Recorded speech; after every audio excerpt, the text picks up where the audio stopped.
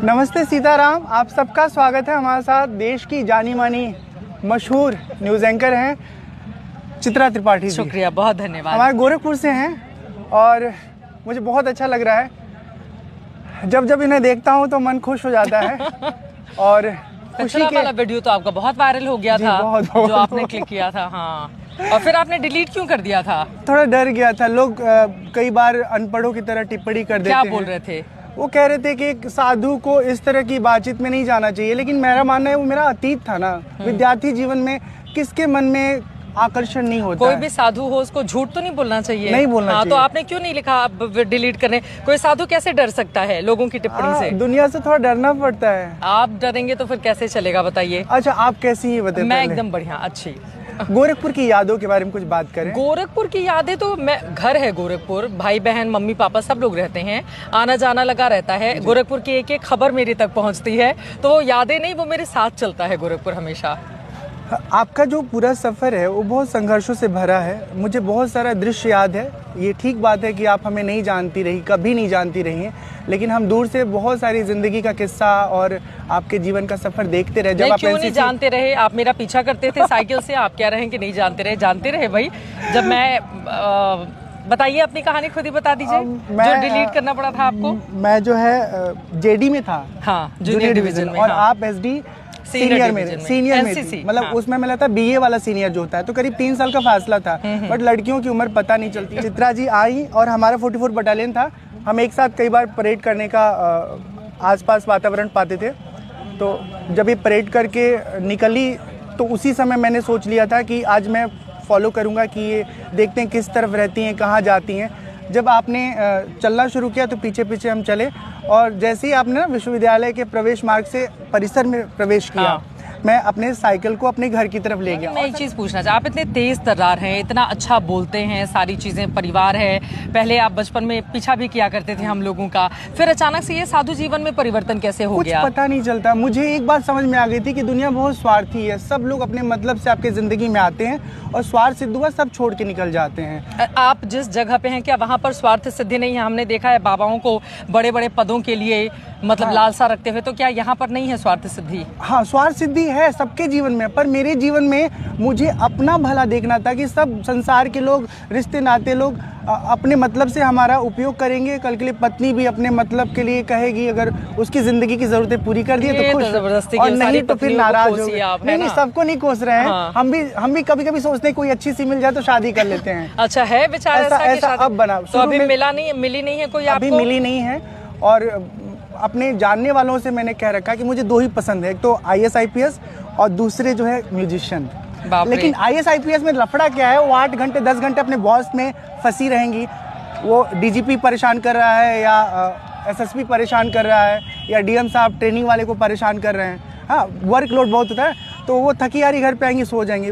अब म्यूजिशियन मुझे अच्छा लगता है, वो आपको काफ़ी सुकून देंगे और आपका आनंद भी बढ़ाएंगे। कितना स्वार्थ है आपका इसमें, तो जिंदगी आपको भी पूरा स्वार्थी होकर कि भैया हमको ये IAS IPS चाहिए, वो नहीं मिली तो म्यूजिशियन चाहिए। देखिए दोस्त ना, हाँ। क्या है कि जीवन का विवाह वाला सेगमेंट पूरा स्वार्थ है। पूरा ये एक तरह से जॉइंट वेंचर है, एक उद्यम है। अगर तालमेल के साथ समझ दोनों का ठीक नहीं मिलता है तो जिंदगी के सफर में बहुत तो कब शादी करने जा रहे हैं आप बताइए? अब ये तय नहीं है, अभी कोई मिली नहीं है। बस इस कुंभ में सोच रहा हूँ कोई मिल जाए।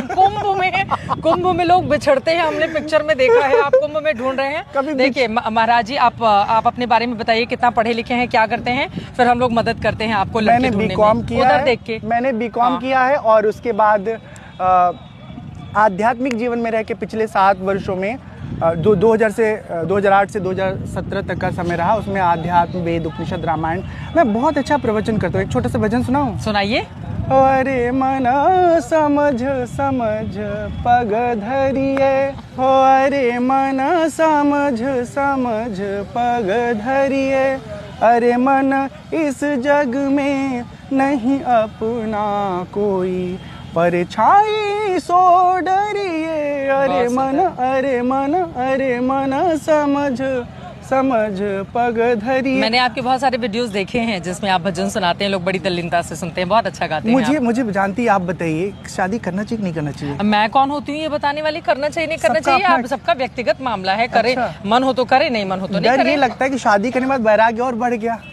वैराग्य किस चीज से? परिवार से? परिवार से, दुनिया से, विषय वासना। नहीं, फिर आप दूसरी लड़की की जिंदगी खराब करेंगे अगर आपके मन में पहले से इस तरह के विचार हैं तो। बीच में ऐसे द्वंद में फंसा ना कि 15 साल जो व्यक्ति अकेला जीवन जी चुका है, क्या वो किसी के साथ जी आपकी पाएगा? कितनी उम्र है? 37 रन कर रहा है। 37 नहीं तो आप सोच समझ के ऐसा नहीं हो, मतलब ये तो किसी और का जीवन नहीं खराब बस इसी दुविधा में पड़े हैं। गंगा मैया से प्रार्थना किया तो विरक्त बना दो, गंगा मैया प्लीज या तो बाबा जी आसक्त को बना। आप एक अच्छी सी इनके मन मुताबिक लड़की प्रदान करें, हम लोग ये कामना करते हैं, ठीक है, ताकि इनको फिर किसी और का पीछा नहीं करना पड़े। खैर वो बहुत पुरानी बात है। पीछा बताओ आपको, सच में हम किसी का पीछा नहीं करते। मेरे फोन का कोई भी एक्सेस ले सकता है कभी भी, 24/7 मैं व्हाट्सएप लिंक कर सकता हूँ। हाँ। ऐसा कुछ मैंने घाल में नहीं रखा, 15 साल अकेले जी रहा हूँ। अच्छा। कोई दिक्कत नहीं है, कैरेक्टर वाइज सब कुछ बहुत अच्छा है। मैं जानती हूँ आपको भैया, बस बहुत ये प्यारे है कि हैं, मैं अच्छे थोड़ा इंसान हैं। हंसमुख हूँ, खुले मन का हूँ। मुझे लगता है ना कि जैसे मैं आपसे मिलकर बात कर रहा हूँ, ठीक है, किसी और का बोली अच्छा लगा, गाना अच्छा लगा, कुछ भी क्रिएटिविटी पसंद आई, आप खुल करके खुले आसमान में बतिया रहे हो। आपकी पत्नी जो फुसुर फुसुर जल रही है कि देखो हमको छोड़ के उनसे बतियाया जा रहा है। भगवान मतलब आप मैं एक बस बात खत्म करता हूँ।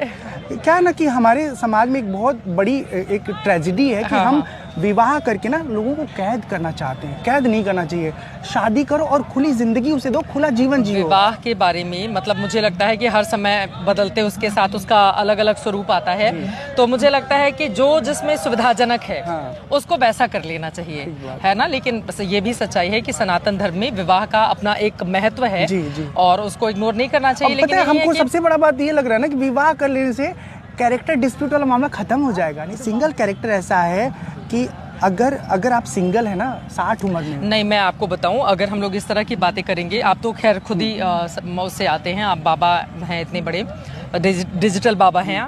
मुझे ऐसा लगता है कि हम लोगों के हम जिस संसार में रहते हैं या जिस सनातन धर्म को लेकर आगे बढ़ते हैं वो बहुत बड़ा है और वहाँ पर एक दो साधु सन्यासी नहीं है, वहाँ पर आपको लाखों साधु सन्यासी मिलेंगे और उन लाखों लोगों में से न जाने इतने कैसे होंगे जिसको हम लोग कभी जानते भी नहीं होंगे, लेकिन उनकी अपनी श्रद्धा है, अपनी कामना है, सनातन धर्म के लिए अपनी लड़ाई है, वो बहुत लंबे समय से उसके लिए संघर्ष कर रहे हैं।